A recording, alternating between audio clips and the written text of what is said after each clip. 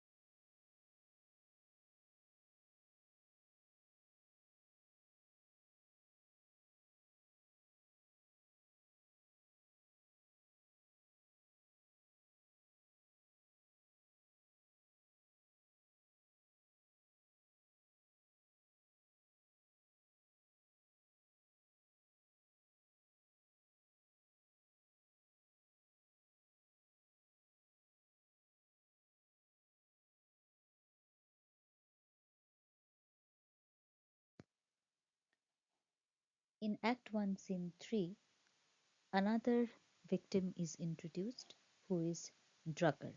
He is a tobacco man. His name is Abel Drugger, and so the scene begins with Subtle asking him to come in, and then he's asked by Subtle whether he's a member of the Grocers Company.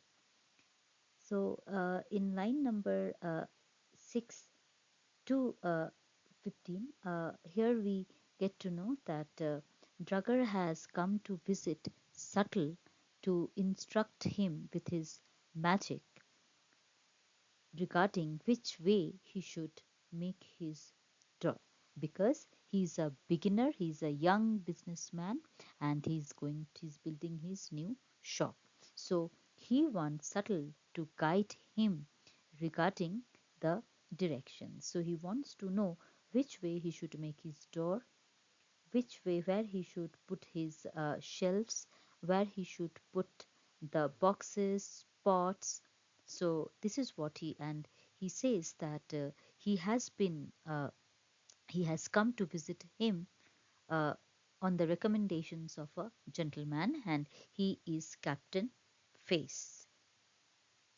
And then in the meantime, Face enters and they casually interact, and Drugger requests Face to speak on his behalf to Master Doctor.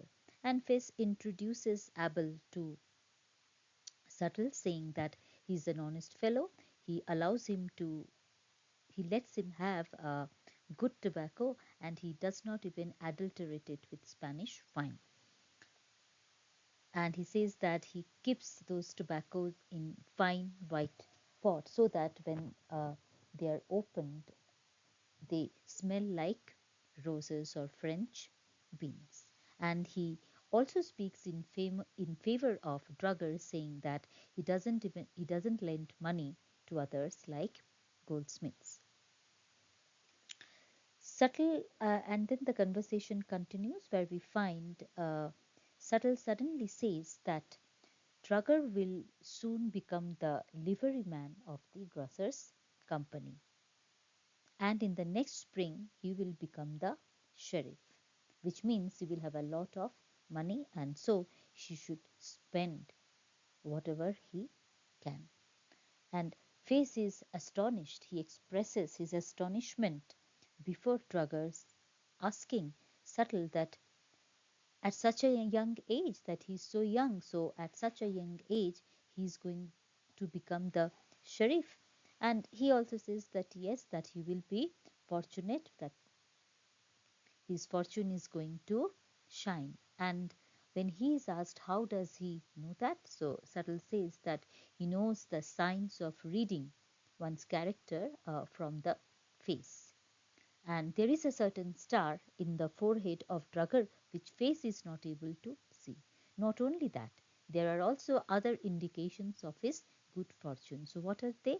Like his chestnut or olive colored face, his long hair, and there are certain spots in his teeth which he has noticed, and even on the nail of his little finger, which are indications of his good fortune.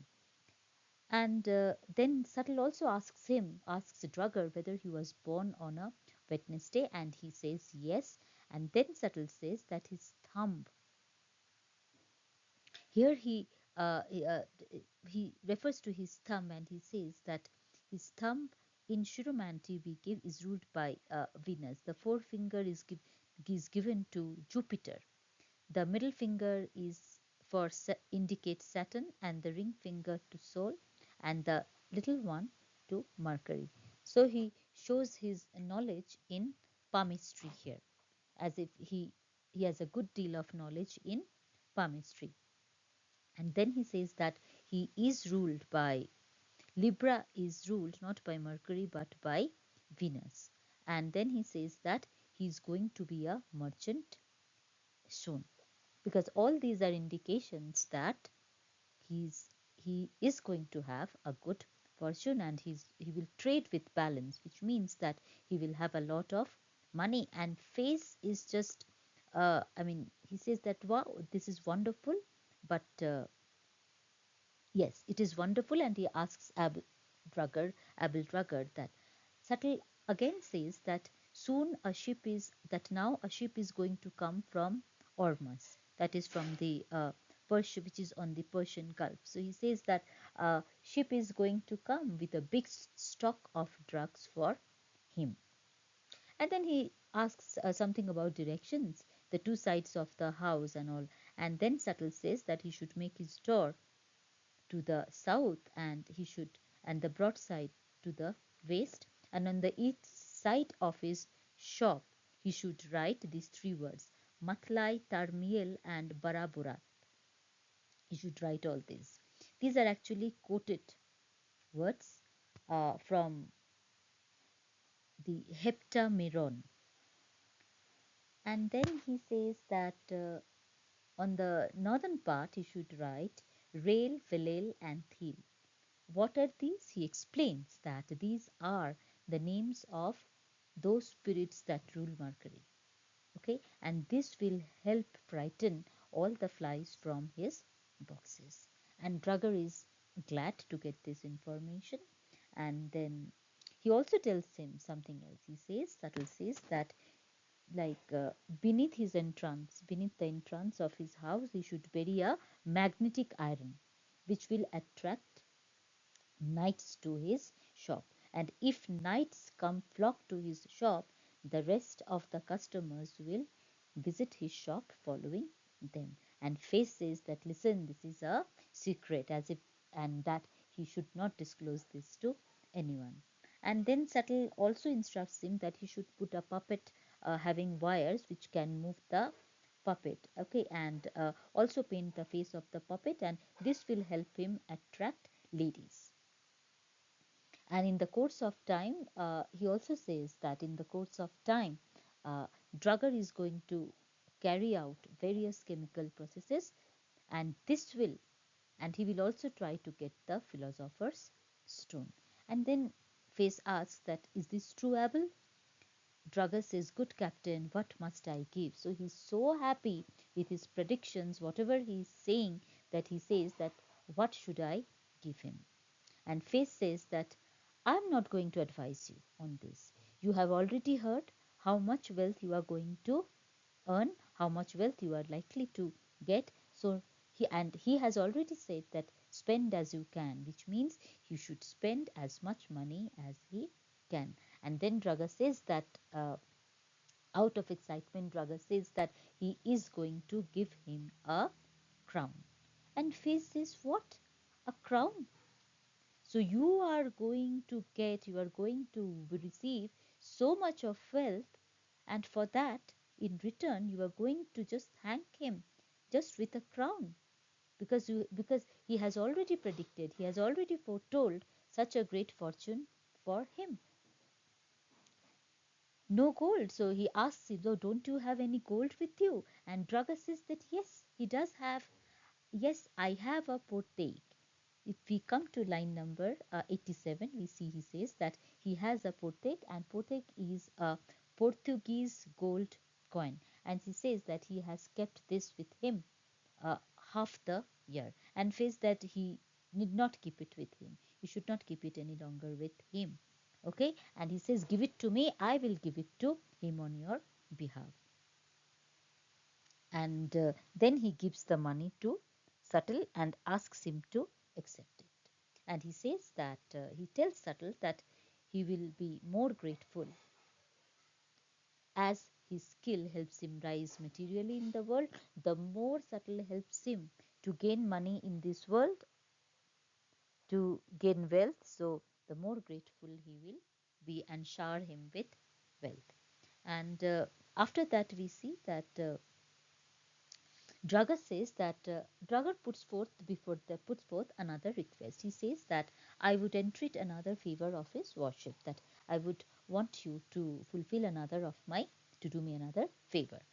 And what is that favor? When Face asks, so he says that he wants to know about his evil days, so that he can mark them in the calendar, and then he can avoid doing business or bargain on those days. This is what he wants. And Face says that okay, he will also tell you about that, but not now, in the afternoon.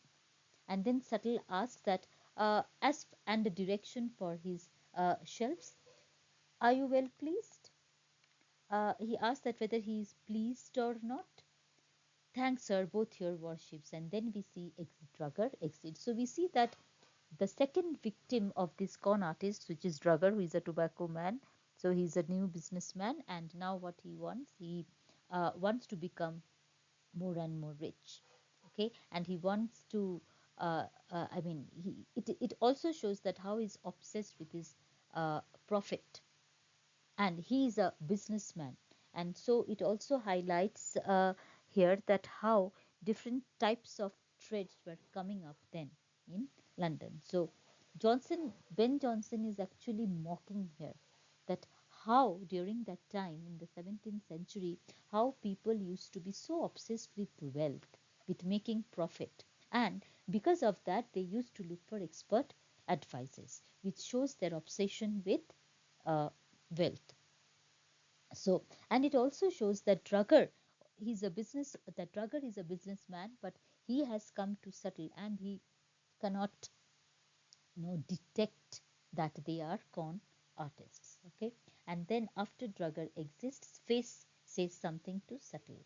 He says that now have you understood that just probing into the secrets of nature is not enough for you. Now something now that something else also needs to be done. So if you continue to work with your furnace, with your corrosive waters or your acids and all, it's not going to work. So you also need to do something else. And he tells Subtle that whatever things are brought to him, he must now start working on those stuff that are brought to him. You must have stuff brought home to you to work on. And so what Face is trying to establish here is that he has to do a lot of work, a lot of hard work, which is not worth the money or the share that he receives. In fact, it is his intelligence that demands more money than what he gets as his share. So he says that, do you still think subtle that I am at no expense, that I don't have to take any trouble for arranging all this, all the sources of money? So it is my intelligence that helps me collect, or that helps me uh, search for this sources of money. And so he concludes with this statement that for God, my intelligence costs me more money than my share often comes to in these rare works. So whatever I do and the little money that I get as my share is not equal to my intelligence. And with this, Act 1, Scene 3 ends. So once again, we understand from Scene 3 that greed is pervading in the play. When we read the first two acts, we saw Act 1, Scene 1, Act 1, Scene 2, we saw the theme of greed. That how these con artists, because of their greed for money, how they have become so resolute, so determined to deceive people, to cheat people. In the same way, even when we look at these two characters, namely Dapper and Drugger, we also see them that both of them are also after money, and they are looking for shortcuts to become wealthier. They're looking for shortcuts gain to gain wealth. So this is something that is satirized, that is mocked as well as criticized by Ben Jonson in the play. So with this, we come to the end of the analysis of Act 1, Scene 3. I hope you liked the lecture and you understood it. So if you really find it helpful, do like it, share it, and please do not forget to subscribe to my channel. It means a lot. Until then, bye-bye.